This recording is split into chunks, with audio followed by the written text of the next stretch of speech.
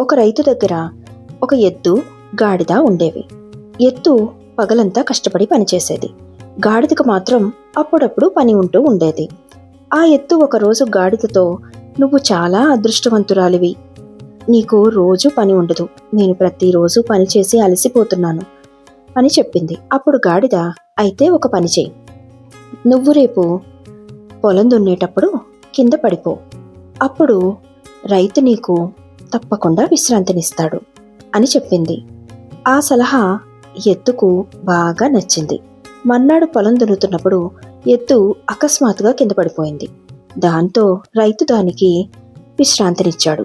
ఆ రోజు రాత్రి ఎద్దు గాడిదకు కృతజ్ఞతలు చెప్పింది. అది రైతు గమనించాడు.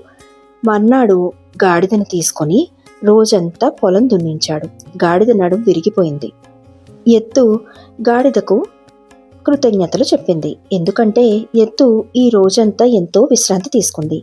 కానీ గాడిద మాత్రం తన సలహా బెడిసి కొట్టడంతో ఒక ఉపాయం చేసింది.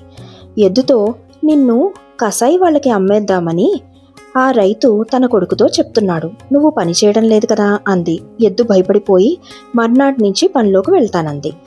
మర్నాడు పొద్దున్నే రైతు పశువుల శాలకు వచ్చి ఎద్దును, గాడిదను తీసుకొని పొలానికి వెళ్ళాడు. ఎద్దు చేత ఆ రోజంతా పొలం దున్నించాడు. అలాగే గాడిద చేత బరువులు మోయించాడు.